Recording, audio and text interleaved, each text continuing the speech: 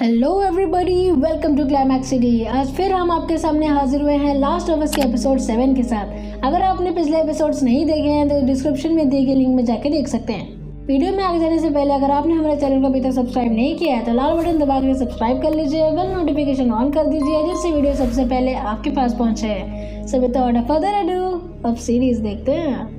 Episode की शुरुआत में हम देखते हैं कि एक बर्फ से ढका हुआ प्लेस है जहां कुछ खाली घर होते हैं, प्लस हमें बर्फ में खून के निशान दिखाई देता है जो सीधा एक बंद घर की ओर जाते हैं। ये खून और किसी का नहीं, जोल का था। एली और जोल जैसे तैसे घोड़े में बैठकर पास के किसी घर के अंदर छुपे हुए होते हैं। ज्यादा खून बहने की वजह से जोल की हालत बहुत ज्यादा खराब हो गई थी। एली जोल को संभालने की कोशिश करती है, प्लस कपड़े से उसका खून रोकने की कोशिश करती है, लेकिन जोल उसको धक्का देता है और नॉर्थ में अपना सफर जारी रखने को कहता है। एली थोड़ी देर तक जोल को देखती है और भागते हुए कमरे का दरवाज़ा खोलती है कि तभी सीन शिफ्ट होता है और हम देखते हैं कि फेडरा के स्कूल में एली गाना सुनते हुए बाकी स्टूडेंट्स के साथ दौड़ रही होती है और काफ़ी ज़्यादा अपसेट दिखाई देती है। उन्हीं स्टूडेंट्स में से एक लड़की एली को बुले करती है, प्लस उसे धक्का देते हुए उसे लड़ने के लिए प्रवोक करती है और कहती है कि तुम तो मुझे मार नहीं सकती एंड तुम्हारी दोस्त अब शायद कभी नहीं आएगी, तो मुझे मारेगा कौन। इस पे एली एकदम गुस्सा होती है और उस लड़की को बहुत जोर से मुक्का मारती है। अगले सीन में हम देखते हैं कि एली प्रिंसिपल के रूम में बैठी हुई थी और उसके आंखें झगड़े की वजह से काली हो गई थी कि तभी फेडरा के प्रिंसिपल आते हैं और उसे वेल बिहेव रहने के लिए कहते हैं। साथ ही हमें ये भी पता चलता है कि उस लड़की को 15 स्टिचेस लगे थे, इसलिए प्रिंसिपल एली को 2 रास्ता उसके सामने रखते हैं जो उसका फ्यूचर डिसाइड करने वाला था। एक, वो चाहे तो अपनी ये गुंडे वाली हरकत जारी रख के फायरफ्लाइज के साथ जुड़ सकती है, या फिर वेल बिहेव होकर एक ऑफिसर बन सकती है। As usual Ellie second option choose करती है और प्रिंसिपल उसका हेडफोन देके उसे जाने के लिए कहते हैं। रात का समय था और एली किसी बात से काफ़ी डिस्टर्ब थी, इसलिए वो कॉमिक पढ़ने में फोकस नहीं कर पाती कि तभी वार्डन डोर में नॉक करके सबको लाइट ऑफ करने के लिए कहती है। एली गुस्से में लाइट ऑफ करके सोने लगती है।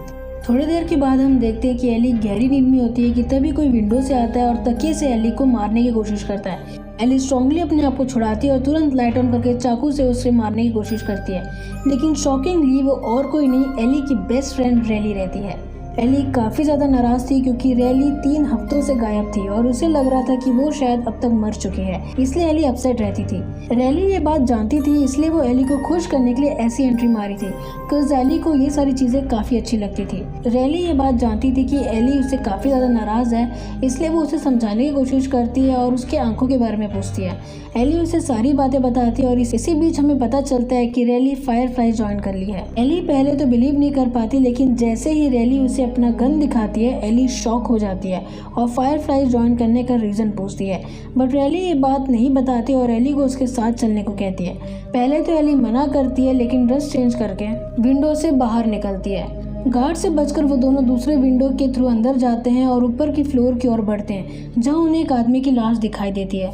वो उसके पास जाते हैं और देखते हैं कि वो आदमी ड्रिंक्स में पिल्स मिलाकर सुसाइड कर लिया था। एली उसके पास जाती है और ड्रिंक लेती है कि तभी अचानक से फ्लोर में आवाज़ आने लगते हैं और वो फ्लोर टूट जाता है जिससे आदमी की लाश नीचे गिर जाती है। एली और रैली हंसते हुए छत पर आकर ड्रिंक पीने लगते हैं, प्लस एली गन देखते हुए पूछती है कि क्यों तुमने फायरफ्लाई ज्वाइन किया था। इसमें रैली आधी बात बताती है कि वो विंडो से भाग रही थी कि उसके सामने एक औरत आती है मर्लिन नाम की, जिससे रैली के भागने का तरीका काफ़ी अच्छा लगा और फेडरा के बारे में रैली की राय पूछती है। फेडरा को लेकर रैली की हेट देखकर मर्लिन उसे अपने ग्रुप में शामिल कर लेती है। एनीवे एली और रैली दोनों टेरेस से कूद कर आगे बढ़ रहे थे क्योंकि रैली ने एली के लिए कुछ सरप्राइज तैयार किया था। अगले सीन में हम देखते हैं कि वो दोनों चुपके से मॉल के अंदर घुसते हैं जो पूरा अंधेरा रहता है। एली कुछ समझ नहीं पाती है, थोड़ा परेशान होने लगती है, लेकिन रैली उससे अंदर जाने के लिए कहती है। बात सुन के एली थोड़ा आगे बढ़ती है कि सडनली लाइट्स ऑन हो जाते हैं जिससे वो एकदम से खुश हो जाती है। क्योंकि एली फेडरा से कभी बाहर नहीं जाती तो ये जाहिर सी बात है कि वो बाहर की दुनिया जैसे मॉल, कार, प्लेन्स वगैरह के बारे में नहीं जानती थी, इसलिए ये सब उसके लिए एक अजूबे से कम नहीं था। वो दोनों कुछ देर मॉल में काफ़ी मज़े करते हैं और एक झूले में बैठते हैं। इस सीन में हमें रैली की पूरी सच्चाई पता चलती है कि क्यों वो फायरफ्लाई ज्वाइन की थी। दरअसल फेडरा ने रैली को स्कूल के बाद सीवेज क्लीनर की कैटेगरी में डाल दिया था जो उसे बिल्कुल पसंद नहीं था, इसलिए वो फायरफ्लाइज में ज्वाइन कर ली थी। वो दोनों अगेन मॉल में आगे जाके गेम्स खेलते रहते हैं और दूसरी तरफ मॉल में एक म्यूटेंट छुपा हुआ था जो उनकी आवाज़ सुन के उठ जाता है। इस बात से अनजान एली और एली एक रूम में रहते हैं कि एली को उस रूम में एक्सप्लोजिव मिलते हैं जो एली ने बनाए थे सोल्जर्स पे हमला करने के लिए। एली ये देखकर काफ़ी ज़्यादा गुस्सा होती है और वहाँ से चली जाती है। तभी एली उसे रोकते हुए कहती है कि वो क्यूजी छोड़ रही है और अटलांटिक में पोस्ट हो रही है और वो आखिरी बार एली से मिल के गुड बाय बोलने के लिए आई थी। ये सुनकर एली पूरी तरह से टूट जाती है और अपसेट होकर वहाँ से चली जाती है। थोड़ी दूर जाने के बाद एली वापस अपने फ्रेंड के पास जाने लगती है कि तभी उसे किसी की चिल्लाने की आवाज़ आती है। वो डर कर आवाज़ की तरफ भागती है और देखती है कि वो और कुछ नहीं मॉल का एक हॉन्टेड थीम का हिस्सा था और नीचे रैली बैठी हुई थी। एली वापस उसे कन्विंस करती है और ना जाने के लिए कहती है, लेकिन रैली नहीं मानती और उससे कहती है कि उसने मर्लिन से एली को अपने साथ रखने के लिए पूछा था बट उसने मना कर दिया।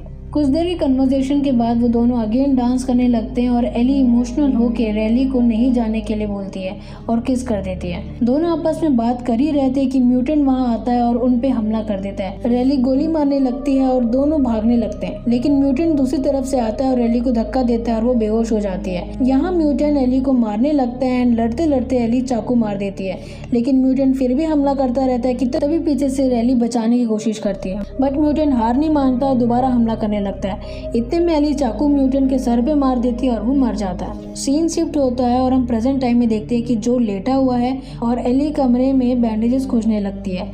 अगेन सीन शिफ्ट होता है और हम पीछे आते हैं कि एली मॉल में तोड़फोड़ कर रही है म्यूटेंट के काटने की वजह से, लेकिन वो शांत होती है और एली को हक करने लगती है क्योंकि बचने का कोई रास्ता नहीं था सिवाय एक दूसरे को गोली मारने के लिए, जो दोनों के लिए पॉसिबल नहीं था। सीन अगेन प्रेजेंट में शिफ्ट होता है और एली को एक कमरे से निडल और थ्रेड मिलता है और भागते हुए जोल के पेट को सिलने लगती है ताकि खून रुक जाए। एपिसोड के एंड में हम देखते हैं कि एली चोट को सिलती रहती है और जो स्ट्रॉन्गली दर्द को सहन करता रहता है। सो गाइस, ये थे हमारे एपिसोड। अगर आपको ये एक्सप्लेनेशन अच्छा लगा है तो वीडियो को लाइक करो, शेयर करो अपने फैमिली फ्रेंड्स को और कमेंट करना मत भूलिएगा। मिलते हैं नेक्स्ट वीडियो में, तब तक के लिए गुड डे।